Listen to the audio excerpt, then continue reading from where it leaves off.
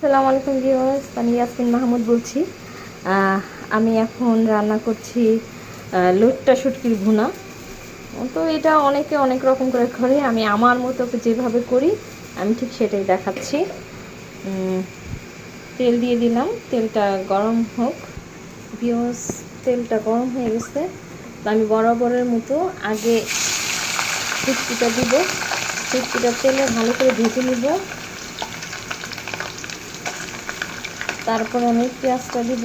আবার এমনও হতে পারে পেঁয়াজটা এখনও দিয়ে দিতে পারি, পেঁয়াজটাও ভাজা হয়ে যাক, শুটকিটাও ভাজা হয়ে যাক। তো এই যে দেখাচ্ছি,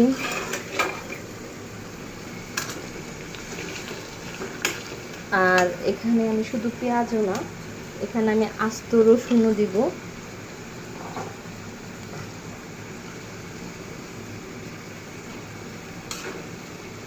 তারপর লইট্টা শুটকির ভুনার এই যে এখানে হলো রসুন, আমি আস্ত রসুন দিয়ে দিয়েছি অনেকগুলো। এখানে অনেকগুলো বলতে ছোট রসুন, দেশি রসুন 3টা হবে এখানে, এটা আমি দিয়ে দিচ্ছি। তো এটাকে আমি একটু ভালো করে ভেজে নিব। তারপরে ওই যে মরিচের ফাঁকি, হলুদের ফাঁকি, ধনিয়ার ফাঁকি এটাই দিব।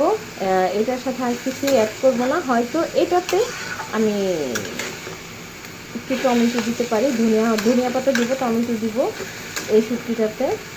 তো আমার সাথেই থাকুন ভিউয়ার্স। এই যে দেখেন এরকম ভাজা ভাজা হবে, এই যে দেখেছেন, এই যে এরকম ভাজা ভাজা হবে শুটকিটা। এই যে রসুন, পেঁয়াজ এগুলো সব ভাজা ভাজা হয়ে গেছে। তো এটার সাথে এখন আমি যে পানিটা দিব এটার সাথে, এটা একবারের পানি। এই যে এখন দিয়ে দিচ্ছি এখানে হলুদের গুঁড়া,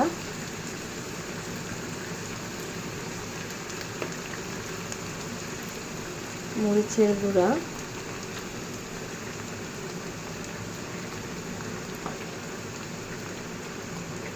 ধনিয়ার গুঁড়া,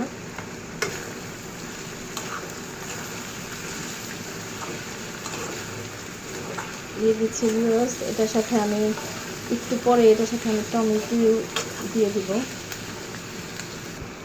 ভিউয়ার্স। এই যে টমেটো দিয়ে দিয়েছি। তো এখন আমি পানিটা দিয়ে দিব। এই যে এইটাই একদম লাস্ট পানি, এটা একদম ভুনা ভুনা হয়ে যাবে, একদম একটু ভাজা ভাজা টাইপেরই হবে, মানে আমরা যেরকম চচ্চড়ির মতো খাই ওরকমভাবে ঝোল থাকবে না। তো এইভাবে রান্না করব এই শুটকিটাকে। এটাতে আমি ধনিয়া পাতা দিব নামানোর আগে,